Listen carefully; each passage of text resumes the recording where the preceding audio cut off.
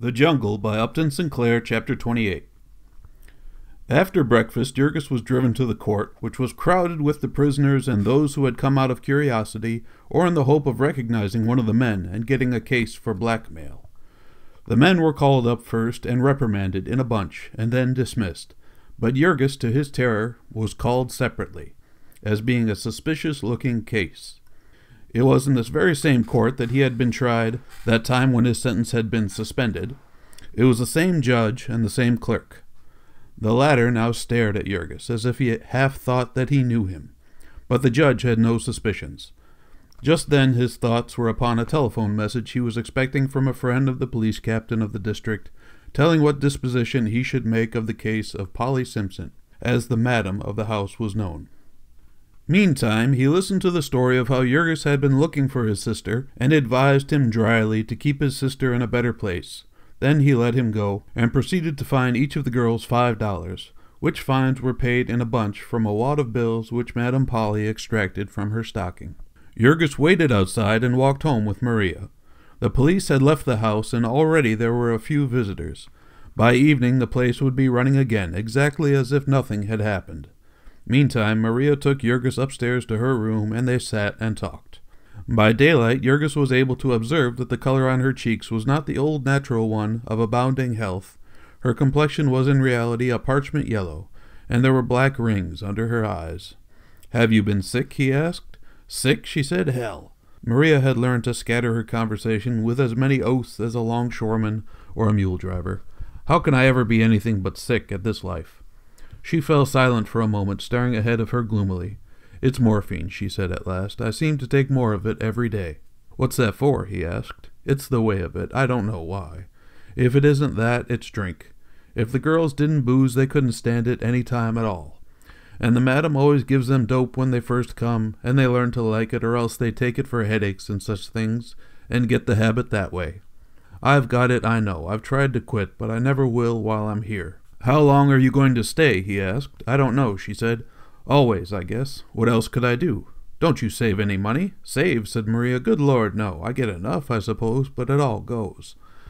I get a half share, $2.50 for each customer, and sometimes I make $25 or $30 a night, and you'd think I ought to save something out of that, but then I am charged for my room and my meals, and such prices as you never heard of, and then for extras and drinks for everything I get, and some I don't. My laundry bill is nearly $20 each week alone. Think of that. Yet what can I do? I either have to stand it or quit, and it would be the same anywhere else. It's all I can do to save the $15 I give Elsbieta each week, so the children can go to school." Maria sat brooding in silence for a while. Then, seeing that Jurgis was interested, she went on. "That's the way they keep the girls. They let them run up debts so they can't get away.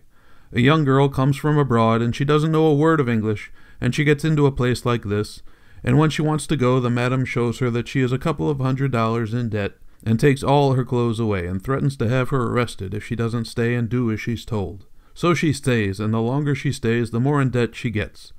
Often, too, there are girls that didn't know what they were coming to, that had hired out for housework. Did you notice that little French girl with the yellow hair that stood next to me in the court?" Jurgis answered in the affirmative.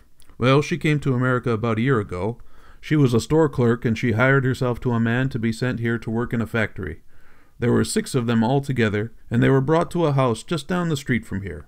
And this girl was put into a room alone, and they gave her some dope in her food, and when she came to, she found that she had been ruined. She cried and screamed and tore her hair, but she had nothing but a wrapper and couldn't get away, and they kept her half insensible with drugs all the time until she gave up. She never got outside of that place for 10 months, and then they sent her away because she didn't suit. I guess they'll put her out of here, too. She's getting to have crazy fits from drinking absinthe. Only one of the girls that came out with her got away, and she jumped out of a second-story window one night. There was a great fuss about that. Maybe you heard of it." "I did," said Jurgis. "I heard of it afterward.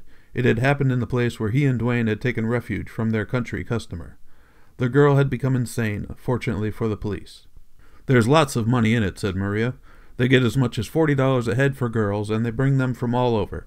There are 17 in this place, and 9 different countries among them. In some places you might find even more. We have half a dozen French girls. I suppose it's because the madam speaks the language. French girls are bad, too, the worst of all, except for the Japanese. There's a place next door that's full of Japanese women, but I wouldn't live in the same house with one of them."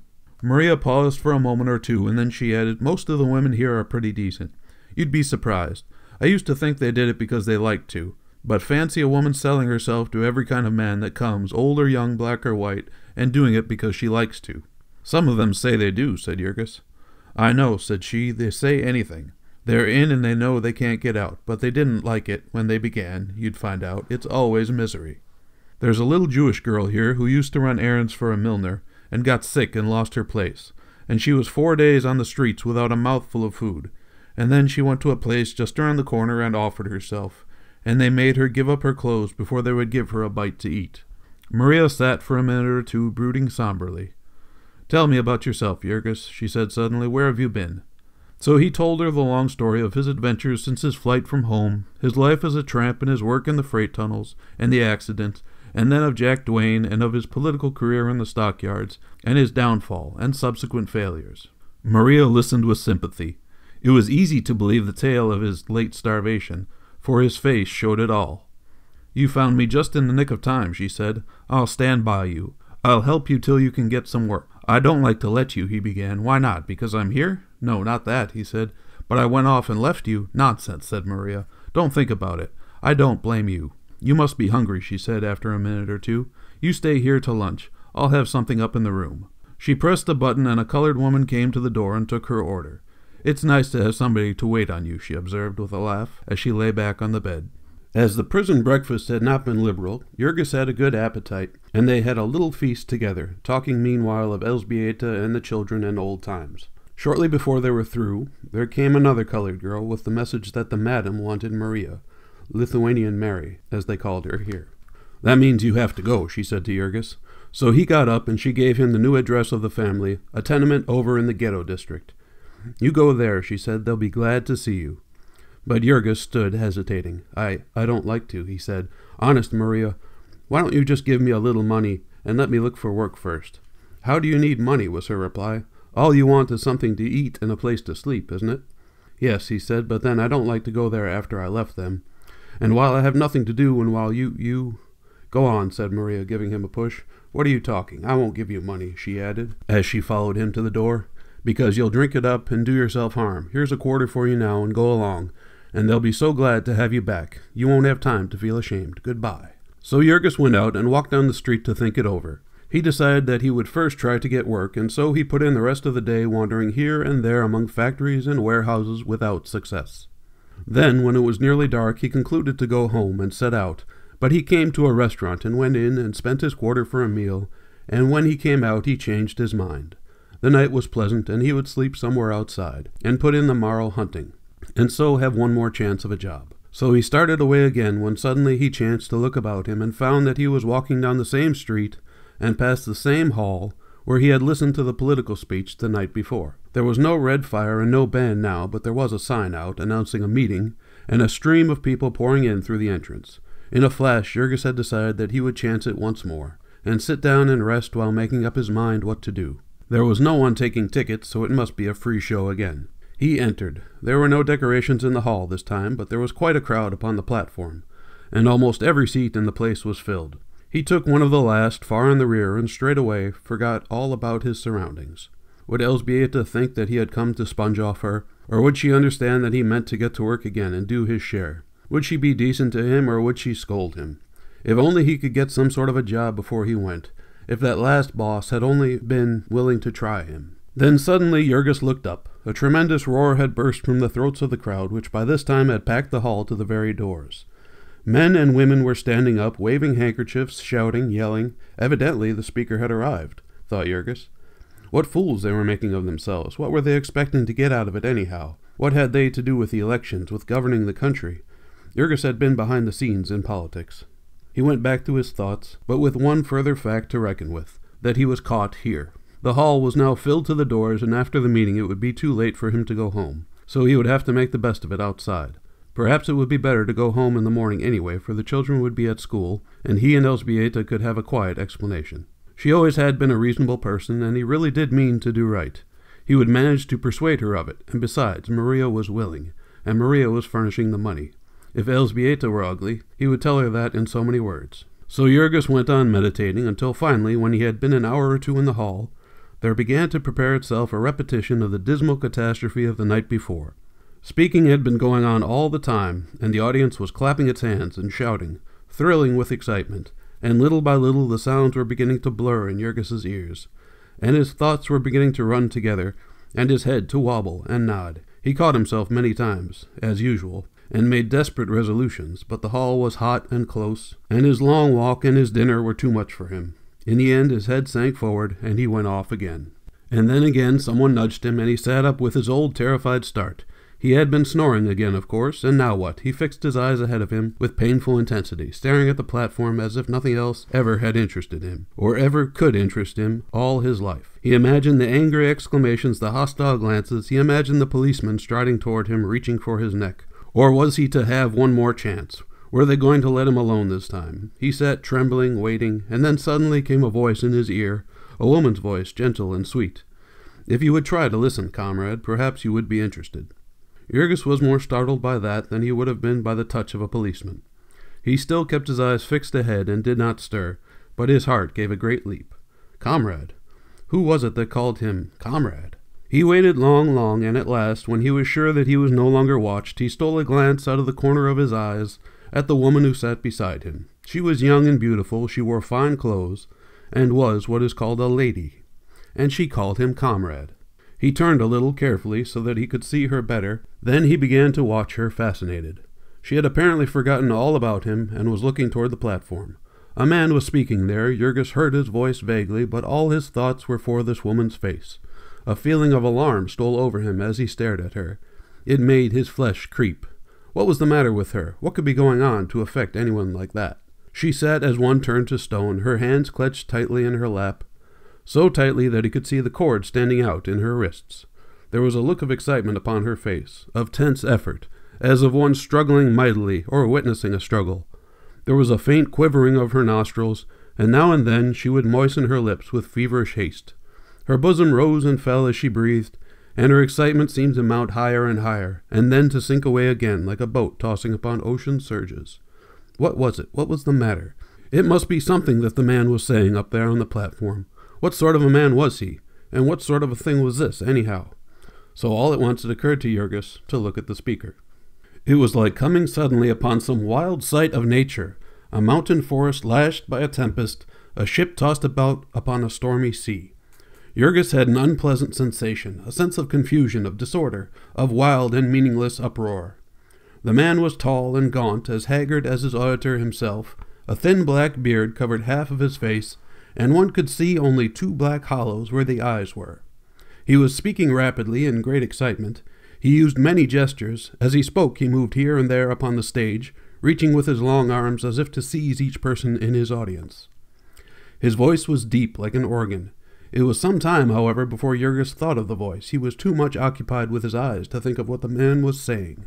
But suddenly it seemed as if the speaker had begun pointing straight at him, as if he had singled him out particularly for his remarks. And so Jurgis became suddenly aware of the voice, trembling, vibrant with emotion, with pain and longing, with a burden of things unutterable, not to be compassed by words. To hear it was to be suddenly arrested, to be gripped, transfixed. You listen to these things, the man was saying, and you say, yes, they are true, but they have been that way always. Or you say, maybe it will come, but not in my time. It will not help me. And so you return to your daily round of toil. You go back to be ground up for profits in the worldwide mill of economic might, to toil long hours for another's advantage, to live in mean and squalid homes, to work in dangerous and unhealthful places, to wrestle with the specters of hunger and privation, to take your chances of accident, disease, and death. And each day the struggle becomes fiercer, the pace more cruel. Each day you have to toil a little harder and feel the iron hand of circumstance close upon you a little tighter. Months pass, years maybe, and then you come again, and again I am here to plead with you, to know if want and misery have yet done their work with you, if injustice and oppression have yet opened your eyes. I shall still be waiting. There is nothing else that I can do. There is no wilderness where I can hide from these things. There is no haven where I can escape them. Though I travel to the ends of the earth, I find the same accursed system. I find that all the fair and noble impulses of humanity, The dreams of poets and the agonies of martyrs are shackled and bound in the service of organized and predatory greed. And therefore I cannot rest, I cannot be silent. Therefore I cast aside comfort and happiness, health and good repute, and go out into the world and cry out the pain of my spirit. Therefore I am not to be silenced by poverty and sickness, not by hatred and obloquy, by threats and ridicule, not by prison and persecution, if they should come, not by any power that is upon the earth or above the earth, that was or is or ever can be created. If I fail tonight, I can only try tomorrow, knowing that the fault must be mine, that if once the vision of my soul were spoken upon earth, if once the anguish of its defeat were uttered in human speech, it would break the stoutest barriers of prejudice. It would shake the most sluggish soul to action. It would abash the most cynical. It would terrify the most selfish, and the voice of mockery would be silenced, and fraud and falsehood would slink back into their dens, and the truth would stand forth alone. For I speak with the voice of the millions who are voiceless, of them that are oppressed and have no comforter, of the disinherited of life, for whom there is no respite and no deliverance, to whom the world is a prison, a dungeon of torture, a tomb. With the voice of the little child who toils tonight in a southern cotton mill, staggering with exhaustion, numb with agony, and knowing no hope but the grave. Of the mother who sews by candlelight in her tenement garret, weary and weeping, smitten with the mortal hunger of her babes. Of the man who lies upon a bed of rags, wrestling in his last sickness and leaving his loved ones to perish. Of the young girl who somewhere at this moment is walking the streets of this horrible city, beaten and starving, and making her choice between the brothel and the lake. With the voice of those, whoever and wherever they may be, who are caught beneath the wheels of the juggernaut of greed. With the voice of humanity calling for deliverance, of the everlasting soul of man arising from the dust, breaking its way out of its prison, rending the bands of oppression and ignorance, groping its way to the light. The speaker paused. There was an instant of silence while men caught their breaths, and then like a single sound there came a cry from 1,000 people. Through it all Jurgis sat still, motionless and rigid, his eyes fixed upon the speaker. He was trembling, smitten with wonder. Suddenly the man raised his hands, and silence fell, and he began again. "I plead with you," he said, "whoever you may be, provided that you care about the truth. But most of all I plead with working men, with those to whom the evils I portray are not mere matters of sentiment to be dallied and toyed with, and then perhaps put aside and forgotten, to whom they are the grim and relentless realities of the daily grind, the chains upon their limbs, the lash upon their backs, the iron in their souls. To you, working men, to you, the toilers who have made this land, and have no voice in its councils, to you whose lot it is to sow that others may reap, to labor and obey, and ask no more than the wages of a beast of burden, the food and shelter to keep you alive from day to day. It is to you that I come with my message of salvation. It is to you that I appeal. I know how much it is to ask of you. I know, for I have been in your place. I have lived your life, and there is no man before me here tonight who knows it better. I have known what it is to be a street waif, a bootblack, living upon a crust of bread and sleeping in cellar stairways and under empty wagons. I have known what it is to dare and to aspire, to dream mighty dreams and to see them perish, to see all the fair flowers of my spirit trampled into the mire by the wild beast powers of life. I know what is the price that a working man pays for knowledge. I have paid for it, with food and sleep, with agony of body and mind, with health, almost with life itself. And so when I come to you with a story of hope and freedom, with the vision of a new earth to be created, of a new labor to be dared, I am not surprised that I find you sordid and material, sluggish and incredulous. That I do not despair is because I know also the forces that are driving behind you, because I know the raging lash of poverty, the sting of contempt and mastership, the insolence of office, and the spurns. Because I feel sure that in the crowd that has come to me tonight, no matter how many may be dull and heedless, no matter how many may have come out of idle curiosity or in order to ridicule, there will be some one man whom pain and suffering have made desperate, whom some chance vision of wrong and horror has startled and shocked into attention. And to him my words will come like a sudden flash of lightning to one who travels in darkness. revealing the way before him, the perils and the obstacles, solving all problems, making all difficulties clear. The scales will fall from his eyes, the shackles will be torn from his limbs. He will leap up with a cry of thankfulness. He will stride forth a free man at last. A man delivered from his self-created slavery. A man who will never more be trapped, whom no blandishments will cajole, whom no threats will frighten. Who from tonight on will move forward and not backward, who will study and understand, who will gird on his sword and take his place in the army of his comrades and brothers, who will carry the good tidings to others as I have carried them to him, the priceless gift of liberty and light that is neither mine nor his, but is the heritage of the soul of man. Working men, comrades, open your eyes and look about you. You have lived so long in the toil and heat that your senses are dulled, your souls are numbed, but realize once in your lives, this world in which you dwell, tear off the rags of its customs and conventions. Behold it as it is, in all its hideous nakedness. Realize it. Realize it. Realize that out upon the plains of Manchuria tonight 2 hostile armies are facing each other, that now while we are seated here, 1,000,000 human beings may be hurled at each other's throats, striving with the fury of maniacs to tear each other to pieces. And this in the 20th century, 1900 years since the Prince of Peace was born on earth, 1900 years that his words have been preached as divine. And here 2 armies of men are rending and tearing each other like the wild beasts of the forest. Philosophers have reasoned, prophets have denounced, poets have wept and pleaded, and still this hideous monster roams at large. We have schools and colleges, newspapers and books. We have searched the heavens and the earth. We have weighed and probed and reasoned, and all to equip men to destroy each other. We call it war and pass it by, but do not put me off with platitudes and conventions. Come with me, come with me. Realize it. See the bodies of men pierced by bullets, blown into pieces by bursting shells. Hear the crunching of the bayonet plunged into human flesh. Hear the groans and shrieks of agony. See the faces of men crazed by pain, turned into fiends by fury and hate. Put your hand upon that piece of flesh. It is hot and quivering. Just now it was part of a man. This blood is still steaming. It was driven by a human heart. Almighty God, and this goes on. It is systematic, organized, premeditated. And we know it and read of it and take it for granted. Our papers tell of it and the presses are not stopped. Our churches know of it and do not close their doors. The people behold it and do not rise up in horror and revolution. Or perhaps Manchuria is too far away for you. Come home with me then. Come here to Chicago. Here in this city tonight, 10,000 women are shut up in foul pens and driven by hunger to sell their bodies to live. And we know it. We make it a jest. And these women are made in the image of your mothers. They may be your sisters, your daughters, the child whom you left at home tonight, whose laughing eyes will greet you in the morning. That fate may be waiting for her.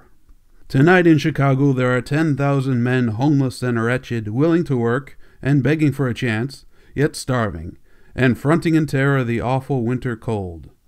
Tonight in Chicago there are 100,000 children wearing out their strength and blasting their lives in the effort to earn their bread.